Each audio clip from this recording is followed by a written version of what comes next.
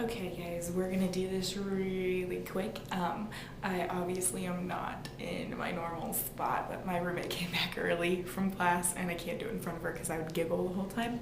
We are going to do it in here, in my lounge. Anyway, we're gonna start out with the suite this week, and we have so much to talk about because we had the Bud Shootout on Saturday night, which was pretty good race. I was pretty entertained, and everybody looks like they're ready to go. So my number one on my sweet list is, of course, race winner Kevin Harvick. You have to give him his dues. He lost the draft twice during the whole race and managed to come back and win it. So I'm really excited to see him doing that, and I don't know. I really didn't, but even there at the end, I never would have betted on him winning it. Like, I was more, here's how the end went. They're like, oh, Jamie McMurray can't hold on to it, like there's no way, Hendrick's gonna come and take it over, and so I was not a very happy camper, and I was like, oh, come on Jamie, and then all of a sudden I'm like, wait, where did Kevin Harvick come from? Like, how did he get up there? Anyway, it was ridiculous. I was really excited, and they were really cute in victory lane. I always love seeing Delana in her little fire suit being, supporting her man, and it's very cute. Okay, enough of that. Number two, Stewart-Haas Racing.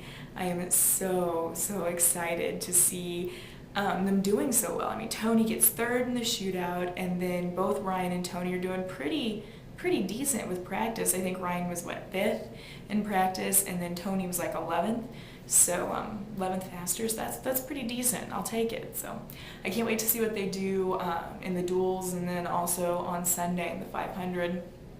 But I definitely think they've taken a step in the right direction, and Tony seems so much more relaxed and just not so, I don't know, he just seems happy, which I love seeing that. You want to see people happy and enjoying themselves, and he just wasn't. Those last couple years over at Joe Gibbs, he had lost like a spark, and I definitely see that back. So I'm really excited to see him kind of enjoying himself again. And so yes, good things for Stewart-Haas. I predicted that it's going to be good.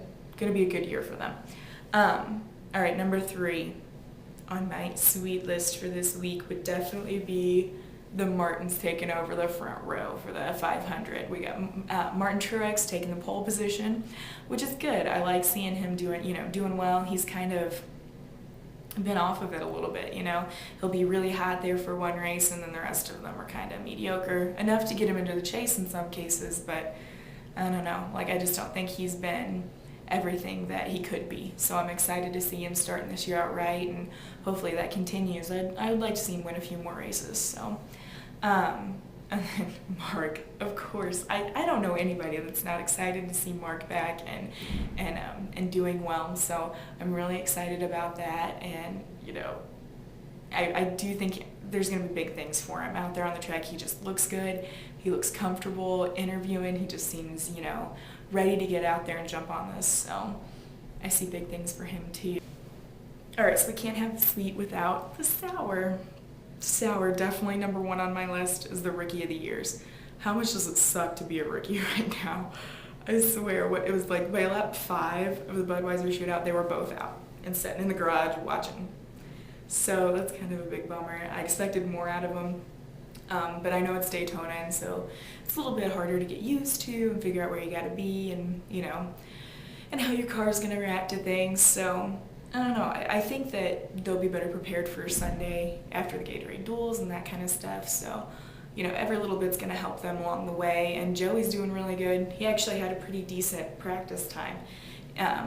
So hopefully they'll be all right for the 500. I just thought it was really funny that, by lap 5 they were both done for the night. Like, wow, let's get them all out with one stone. So anyway, next is Dale Jr. Lap 64 he wrecks out. That is a bummer because he had a good car all night. He had led some laps, and he was working with people, and he kind of got shoved to the back there, but he was making his way back up, and of course when you're in the back, there's always a huge chance you're going to get caught up in somebody else's mess, and that's what happened. It's kind of a bummer to see him back there and having to take that car back to the garage, but I mean, for a showing, he had a good showing out there, and I think that he'll do well in the 500, as always. You know, I mean, Junior, yeah, he's no newbie to this. He knows how to do things, so I'm sure he'll do just fine in the 500. Okay, so I watched bits and pieces of the draw party and all day of the NASCAR media day on NASCAR.com, and Michael Waltrip has got to be one of the funniest drivers. Like, I just love his stories and the way he tells things. It just cracks me up. He definitely had the best like little segment during the draw party with his exchanges with him and Kenny Wallace, and I was dying. I thought it was great. So definitely YouTube that. Find it. They are so funny together. My second one was Junior on his NASCAR.com interview. Oh my gosh, like, his accent has never been thicker, I swear. And it's so funny because he's, you know, talking about his dad, talking about how he's really into hunting, and he's always like, my daddy, you know my daddy, and like, oh my gosh, I was making fun of him with my mom this weekend. She's a big Junior fan, and I like Junior, don't get me wrong, I like him, but I like to make fun of him too. And oh my gosh, it was just killing me. So all weekend I'm like, my daddy, you know my daddy. Yeah, Junior, we know your daddy. Yeah, he's kind of a big deal. Just so funny. I love all these interviews and stuff because you really get to see another side of the drivers. It really makes me laugh. The third thing that I thought was hilarious was that Joey Logano couldn't even pick his own bottle at the draw party. He had to have Zippy do it for him because he's not old enough. Freaking cracked me up. Like, I never even thought about that. It's got a flag in it, folks. Like, he's not drinking it. But anyway, I thought it was pretty great. So it definitely cracked up with that one. I'm excited for Gatorade duels on Thursday. Hopefully I'll get to catch most of them. I have classes, stupid classes, you know, keeping me from my NASCAR. But so hopefully I'll get to catch at least the second one, possibly the end of the first one. But I'm pretty excited about those to see how Sunday goes, and then finally we get to the 500. So I'm excited about seeing that and seeing what goes down when they're out there a little bit longer and pit strategy comes into it and that kind of thing. If you're in Daytona right now and you're watching this, I am so incredibly jealous. I was watching the racetrack ladies. I love them. They're so funny. Check them out. They're on YouTube. They're just hilarious. But I'm so incredibly jealous of them because they're going to all the things and taking pictures. I wish I was there instead of here learning. Anyway, I'm excited about this next week, so thank you for watching. All you guys who've come up and, you know, just found me randomly and are watching, and all you that are coming over from the Marshall News website, thank you so much for watching me. I really appreciate it. And leave comments, subscribe, do whatever you want. I don't care, but thanks for coming over and watching me, and stay tuned because I'm going to be doing this every Monday, and hopefully it'll be in a better place with better lighting next week. Alright, thanks guys, have a good week, bye! Really quick, I forgot to talk about Jimmie Johnson and his new look.